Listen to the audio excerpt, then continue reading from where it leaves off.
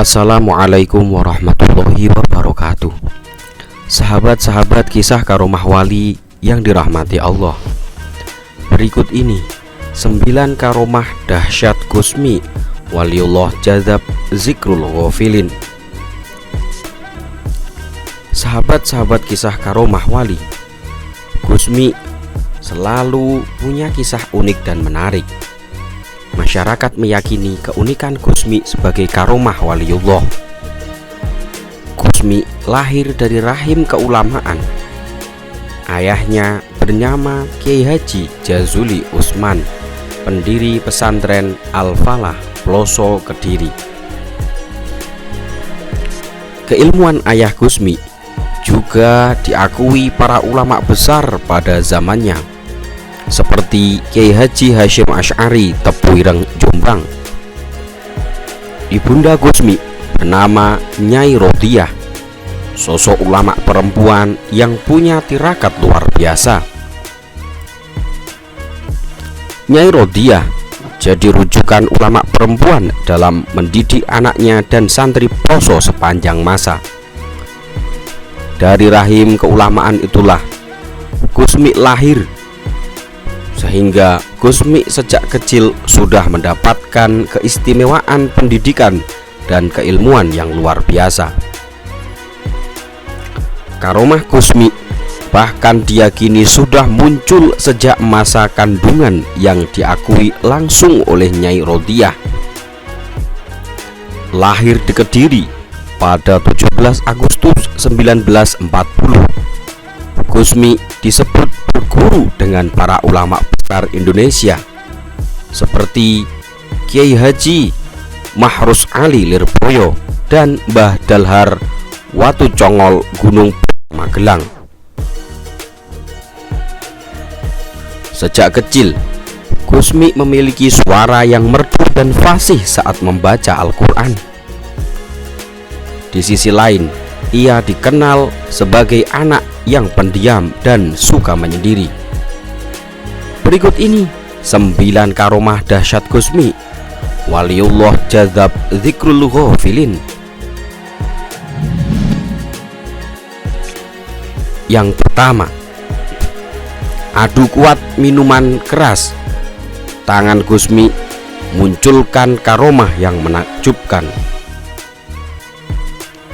Kusmi memiliki karomah berupa kemampuan dirinya untuk mengubah air miras atau minuman keras menjadi air putih biasa. Seorang pemilik rumah makan di daerah Jombang pernah bercerita bahwa Kusmi pernah menentang beberapa orang pemabuk kelas berat yang ada di sana.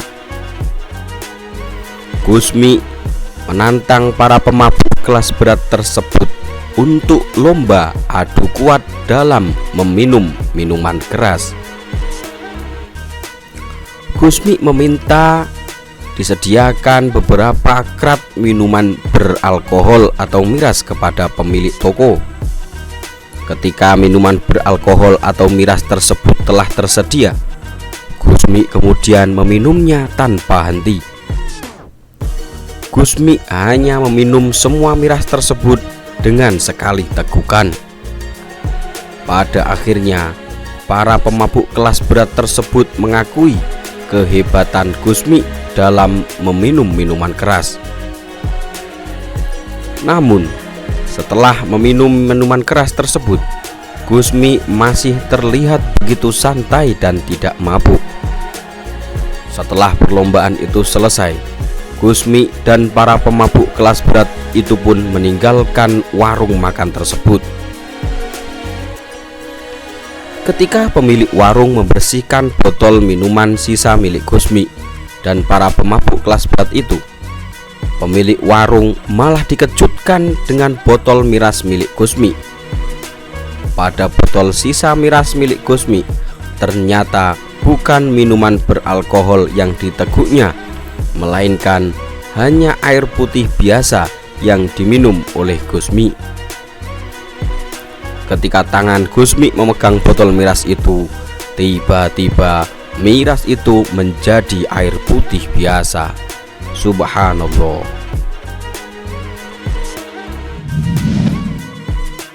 kedua, tenggelam dalam lautan Nabi Khidir. Kewalian Gusmi tiba-tiba melesat dalam 5 menit. Dikisahkan suatu hari Gusmi tengah melakukan hobi rutinnya, yakni memancing.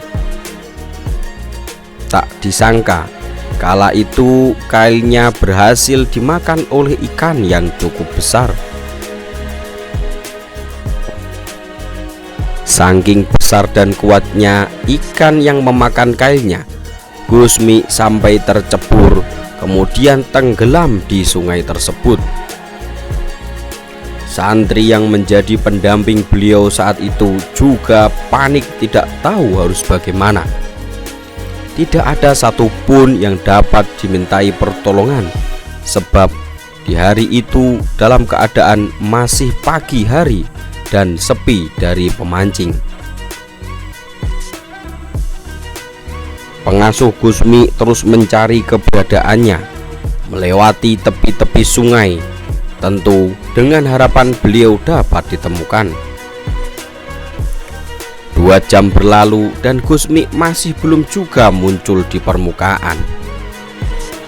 Alhasil, si santri tersebut panik, kemudian bergegas membereskan bajunya dari pondok dan segera pulang tanpa berpamitan terlebih dahulu. Hal ini dirinya lakukan sebab takut dimarahi oleh pengasuh pondok kala itu, yakni ayah dan ibu Gusmi. Singkat cerita, Gusmi menceritakan pengalamannya tersebut kepada para santrinya, bahwa ternyata ikan yang menyeretnya hingga tenggelam di sungai adalah hewan peliharaan Nabiullah Khidir alaihissalam. Itulah mengapa Gusmi bisa bertemu dengan Nabi Khidir dan belajar langsung dari salah satu utusan Allah tersebut. Menurut penuturan Gusmi sendiri, pertemuan Nabi Khidir dengannya hanya berlangsung sekitar 5 menit. Akan tetapi pada kenyataannya, menurut santri, Gusmi baru kembali pukul 4 sore. Santri yang dahulu sempat mendampingi beliau memancing pada akhirnya kembali dan meminta maaf, sekaligus merasa lega karena Gusmi bisa kembali dalam keadaan selamat.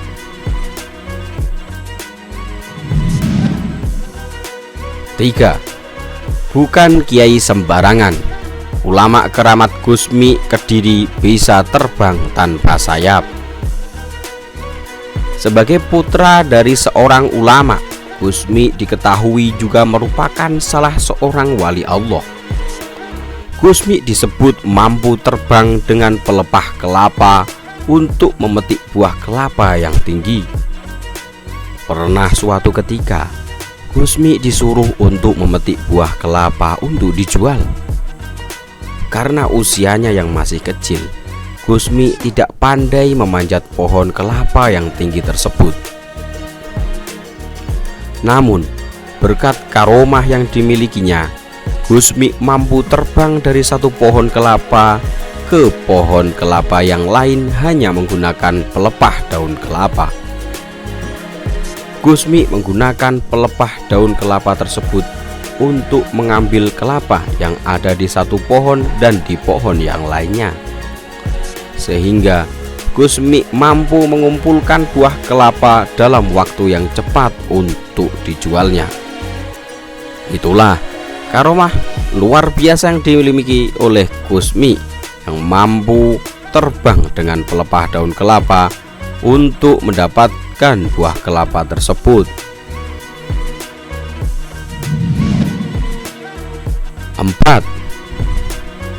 Gusmi sering pakai kacamata hitam.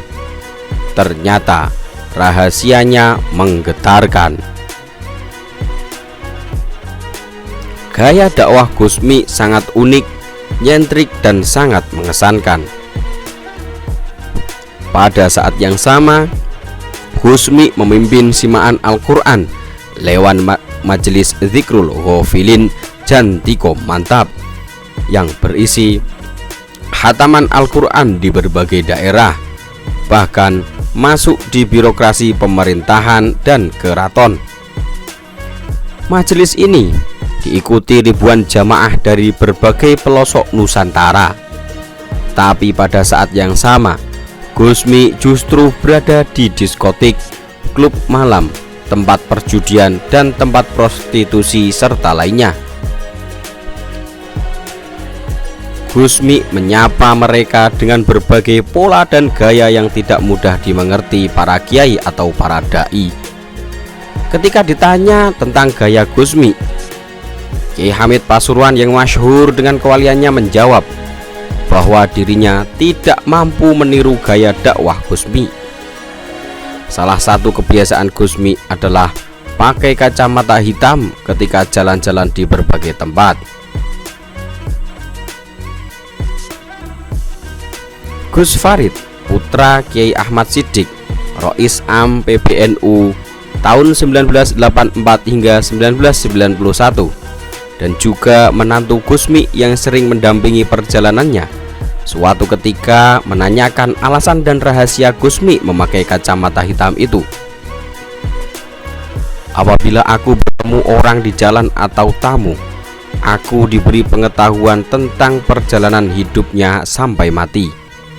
Apabila aku bertemu dengan seseorang yang nasibnya buruk, maka aku menangis, katanya. Makanya aku memakai kacamata hitam agar orang tidak tahu bahwa aku sedang menangis, lanjut Gusmi. Gus Farid kaget dan bergetar dengan jawaban Gusmi itu. Tak disangka, ternyata kacamata hitam itu untuk menutupi sosok Gusmi yang menangis melihat orang lain. Selain itu, suatu ketika Gus Farid juga penasaran tentang perempuan-perempuan cantik yang selalu ditemani Gusmi di berbagai klub malam, diskotik, dan tempat prostitusi.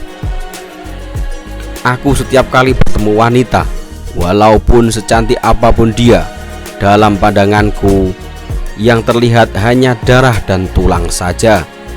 Jadi jalan untuk syahwat tidak ada, jawab Gusmi. Lagi-lagi Gus Farid kembali terperengah. Ternyata sosok Gusmi sangat tinggi.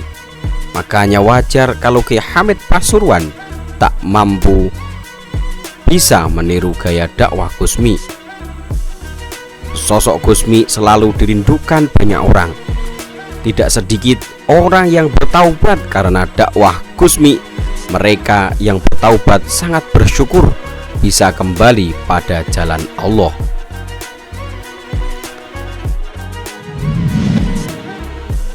Lima, bertemu wali jadab. Gusmi digerojok minum kopi jahe yang sangat banyak. Dikisahkan suatu hari Gusmi bersama para santri pendereknya pergi ke daerah Pasuruan untuk mencari Habib Muhammad As-Sakdov. Hari itu hari Ahad. Mereka berangkat dari Tulungagung pagi-pagi. Hampir seharian berputar-putar di Pasuruan, belum juga bisa bertemu alamatnya. Sudah ditemukan Nabi Muhammad, tetapi belum ditemukan yang bermarga As-Sakdov. Hingga diputuskan Habib yang dicari itu pokoknya yang aneh, khorikul adah, dan yang jadzab. Sayang, tetap tidak bertemu juga. Akhirnya satu-satunya jalan adalah bertanya kepada Kiai Hamid Pasuruan. Begitu tiba di rumah Kiai Hamid, langsung disambut di depan pintu. Hamim wal Qur'anil Hakim, sapa Kiai Hamid sambil memeluk Gusmi dan membimbingnya masuk. Setelah di dalam rumah, Ki Haji Hamid kemudian menyodorkan kain sarung Samarinda berwarna hijau kepada Gusmi. Ini Gus, saya bersarung, silahkan sholat dulu, ujar Kiai Hamid. Gusmi dan kedua pengikutnya kemudian menuju ke masjid. Ketika saatnya mendirikan sholat, Gusmi hilang dari pandangan. Dicari-cari, tetap tidak ketemu. Akhirnya keduanya sholat, tetapi begitu mengucapkan salam, ternyata Gusmi sudah duduk bersila di sebelah santri bernama Kathir. Sehabis sholat, keduanya menemui Kiai Hamid. "Wah Gus, sampean telat. Tadi malam, tempat malam Jumat, saya khataman Riyadhus Sholihin dan didatangi Kanjeng Nabi," ujar Kiai Hamid. Gusmi hanya tersenyum. Ketiganya lalu berpamitan dan segera mencari rumah Habib Muhammad As-Saqqaf. Rumahnya dekat dengan rumah Kiai Hamid. Tiba di rumah Habib Muhammad As-Saqqaf. Orangnya tinggi besar dengan suara yang keras dan lantang. Dari mana? Tanya Habib Muhammad As-Saqqaf. "Mau minta doa sholawat," jawab Gusmi. "Apa belum sholat? Di dalam sholat kan banyak sholawat dan banyak doa," jawab Habib Muhammad As-Saqqaf. Habib Muhammad As-Saqqaf kemudian berdiri dan menjalankan sholat. Akan tetapi urutan-urutan sholat yang dijalankan Habib Muhammad sungguh kacau balau menurut tata aturan syariat fikih pada umumnya. Usai sholat, Habib Muhammad mengambil ceret berwarna keemasan dengan 1 gelas besar dan 3 cangkir kecil.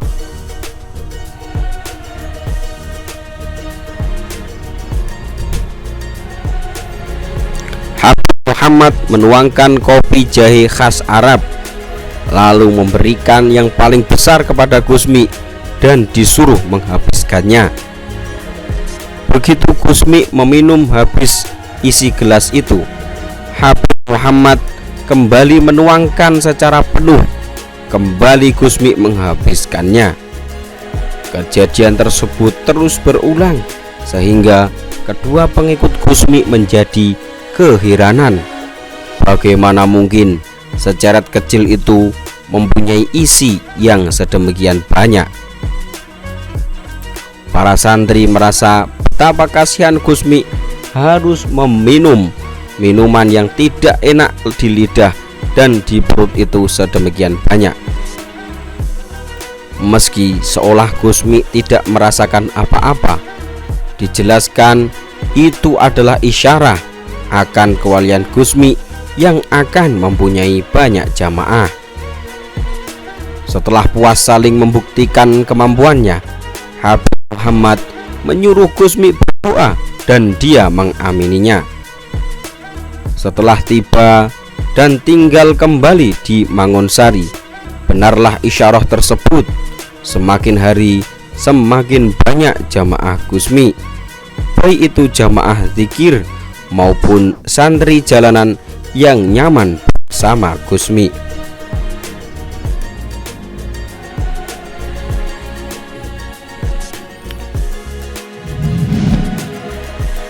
Enam, Kiai Hasyim Asy'ari buka rahasia kewalian Gusmi yang nyentrik. Dikisahkan Gusmi mulai dari bedah sampai belia sudah tampak tanda-tanda nyelenehnya.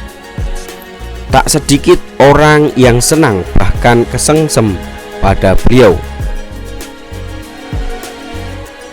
Saat beliau mondok, jarang beliau pulang meski di bulan Ramadan. Anehnya, di pondok-pondok manapun yang beliau pondoki, beliau tak pernah ngaji kitab yang serius dan anteng, hanya tabarukan atau berkhidmat malah. Beliau lebih banyak sowan-sowan ke kiai-kiai besar dan ziarah ke makam-makam para waliullah. Metode pencarian ilmu yang dilakukan oleh Gusmi ini mustahil bisa didapat dalam sistem ajaran-ajaran atau didaktik metodik pendidikan. Tapi fakta kesuksesannya cukup jelas dan elegan. Ketika Gusmi masih mondok, tak sedikit orang-orang yang sedekah beras ayam-ayam, kambing, bahkan ada sapi yang diberikan kepada Kiai Jazuli. Tapi mereka memberi untuk Gusmi, bukan sedekah untuk Kiai Jazuli.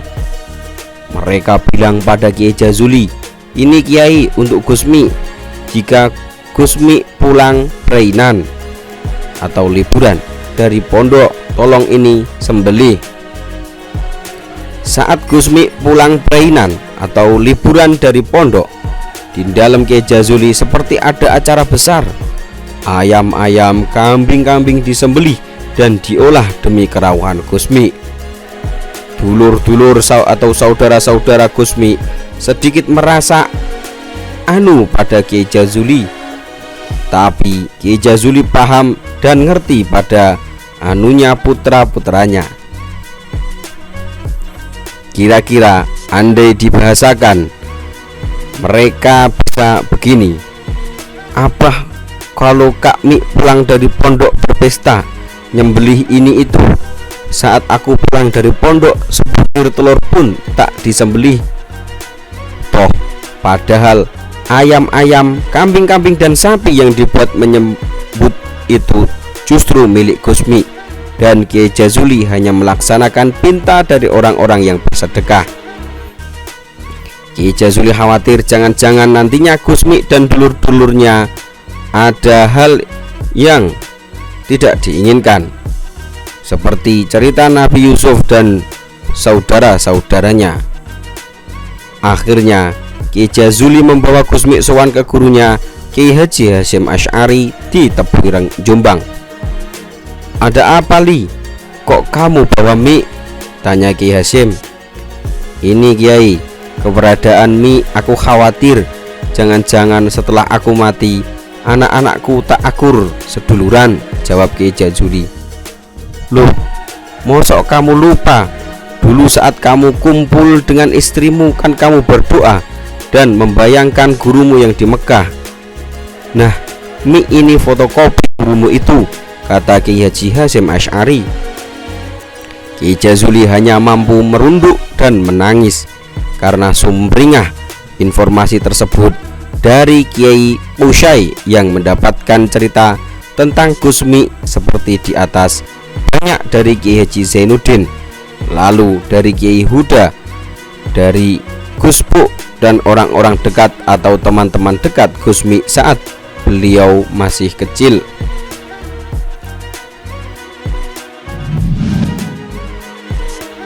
7.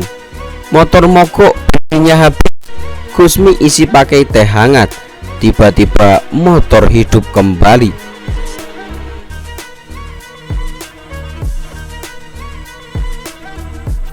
Dikisahkan pada tahun 1980-an, acara majelis zikir ini dilaksanakan di Nganjuk, Jawa Timur, tetangga Kediri, tidak terlalu jauh dari rumah Gusmi. Selesai acara majelis zikir itu, jamaah bernama Fakih mengantar Gusmi ke Kediri pakai sepeda motor. Sayangnya di tengah jalan motor itu mogok. Ternyata bensinnya habis. Fakih tentu bingung karena berada di tengah jalan dan tidak ada penjual bensin. "Kamu ini sebenarnya ikhlas gak sih nganterin aku?" kata Gusmi sambil bercanda. Fakih hanya nyengir saja, khas santri yang galau, bingung karena tak mampu menjawabnya. "Ya sudah, ayo marung saja, itu di depan ada warung. Lah malam-malam gini cari bensin kemana?" "Pesan teh hangat 3, pinta Gusmi kepada penjual warung. "Kok 3 Gus? Lah satunya untuk siapa?" tanya Fakih merasa janggal. "Sudahlah, minum saja tehmu." "Siap Gus." Fakih merasa sedikit tenang usai minum teh, tapi ia kembali galau. Kelanjutan perjalanan ini nanti pakai apa? Masih tanda tanya besar dalam dirinya. "Alhamdulillah, dan habis ini Gus. 1 yang utuh itu, bungkus saja. Ayo kita teruskan perjalanan." Sambil membawa bungkusan plastik teh hangat, Fakih celingak-celinguk di depan motornya. "Lah gimana ini? Motor gak bisa jalan, lanjutin perjalanannya gimana? Batinnya galau. Cepat masukkan teh hangatmu itu ke tangki motor. Waduh, bisa protol nanti mesin motorku, batin Fakih. Kenapa diam? Cepat masukkan, kata Gusmi. Nggih Gus, sekarang starter. Dan akhirnya motornya langsung hidup. Fakih bahagia luar biasa. Keduanya lalu meneruskan perjalanan sampai ke dalam Gusmi. Alih-alih mensilahkan masuk untuk istirahat sebentar, Gusmi malah dawuh, jangan dimatikan mesinnya, langsung pulang saja, keburu habis bensinnya nanti.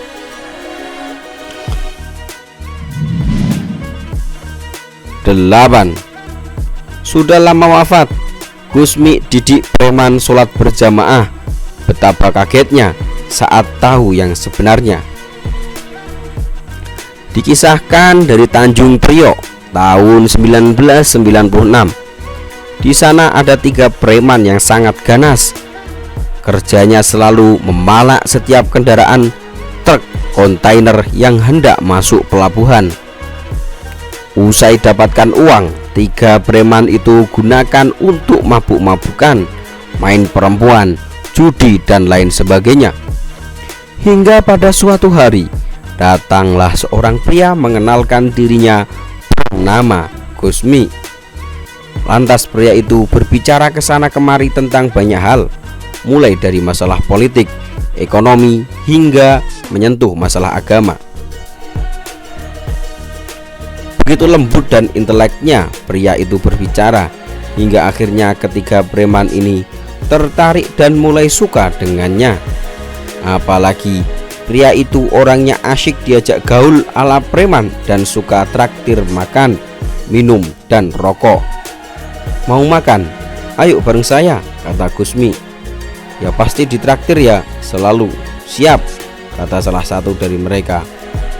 Hingga akhirnya masuk waktu sholat duhur. Lantas Gusmi mengajak ketiga preman itu untuk sholat. Pada mulanya mereka menolak, tapi Gusmi merayunya dengan iming-iming, barang siapa yang mau sholat dengannya maka akan dikasih uang 50.000. Yuk sholat bareng saya kasih 50.000 kalau mau. Mau kan, kata Gusmi. Wah ini cocok banget, katanya. Saat itu uang 50.000 bukan sedikit, sangat cukup untuk kebutuhan sehari-hari dengan mewah. Walaupun dengan penuh keterpaksaan, tapi 3 preman itu sangat senang sholat bersama Gusmi. Tentu saja niatnya yang demi uang 50.000 itu. Itulah setiap waktu sholat pasti mereka sholat berjamaah bersama teman barunya Gusmi. Kejadian ini berlangsung hingga 3 bulan lamanya. Hingga pada akhirnya kesadaran tersendiri bagi 3 preman itu untuk sholat. Apalagi Gusmi juga mengajarkan masalah agama yang selama ini belum pernah mereka dengar. Saat memasuki bulan keempat, Gusmi sudah tidak menemui 3 preman tersebut. Tentu saja mereka kalang kabut karena sudah terbiasa sholat berjamaah bersama Gusmi. Mereka merasakan kerinduan yang luar biasa atas sosok pria misterius yang selama ini selalu mengajak mereka kepada kebaikan dan mengajarkan mereka tentang masalah agama. Karena melihat tingkah dan pola ketiga preman yang tak lazim itu, ada seorang ustadz yang kemudian menghampiri mereka. Ada apa ya, kok sepertinya merasa bingung, kata ustadz itu.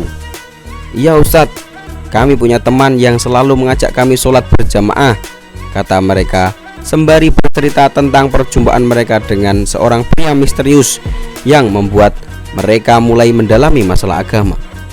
Siapa dia orang yang baik itu, tanya ustadz. Namanya Gusmi. Dak, ustadz itu merasa terkaget-kaget dengan nama Gusmi. Gusmi yang masyhur kewaliannya itu telah wafat 3 tahun sebelumnya, yakni tahun 1993. Ustadz itu kemudian menceritakan yang sebenarnya. 3 preman itu tak kuasa menahan tangis yang luar biasa. 9. Gusmi menang judi, kalahkan bos bandar. Cara mainnya membuat banyak yang bertaubat. Salah satu tempat judi yang sangat masyhur saat itu adalah NIAC atau NIAC Semarang. Ada juga Bonansa dan THR yang terkenal memiliki bandar dan backing yang kuat. Sekitar tahun 1970 hingga 1972, orang-orang dari masa partai berbasis Islam gencar menggelar aksinya memberantas kemaksiatan di tempat-tempat ini, tapi selalu gagal. Tempat perjudian saat itu memiliki backing yang tidak bisa dianggap remeh, baik backing fisik maupun politik. Para kiai dan ulama bingung, tak bisa lagi menyentuh markas kemaksiatan yang merusak masyarakat itu. Gusmi hadir, didatanginya NIAC, Bonansa dan THR. Di sana Gusmi turut bermain. Sebagaimana lazimnya main judi, Gusmi datang dengan pakaian parlente. Tidak ada simbol kiai dalam dirinya. Para bandar juga tak tahu bahwa yang dihadapinya adalah sosok kiai yang sakti. Saat bermain itu, Gusmi sangat santai. Dia biarkan para lawan dengan segala upayanya. Gusmi rileks seperti tidak bermain. Tetapi langkah-langkah Gusmi selalu mengunci lawannya. Semua lawan yang bermain ditaklukkan. Hampir di setiap permainan, para cukong-cukong itu menanggung kekalahan yang sangat besar. Para cukong dan bos bandar perjudian tak pernah takut dosa dan adab. Yang mereka takutkan adalah kekalahan saat judi. Semua ketakutan itu terjadi ketika bertemu Gusmi. Pada akhirnya, tempat perjudian itu pun hancur dengan sendirinya. Hancur dari dalam, hancur sebab para pelakunya kapok dengan judi. Tak sedikit dari para bandar judi itu akhirnya taubat dan mengaji kepada Gusmi. Santri Gusmi memang beragam, bukan melulu santri ala pesantren, tapi santri dari berbagai tempat maksiat yang taubat setelah bertemu dengan Gusmi. Demikian tadi 9 karomah, 9 kewalian yang sangat dahsyat yang dimiliki oleh Gusmi atau Kiai Haji Hamim Jazuli Waliullah Jadab Dzikrul Ghafilin. Semoga bermanfaat. Semoga Gusmi selalu diterima oleh Allah Subhanahu wa Ta'ala dan diberikan tempat terbaik di sisinya, dan kita dapat mengambil suri tauladan yang telah dicontohkan oleh Gusmi. Demikian. Assalamualaikum warahmatullahi wabarakatuh.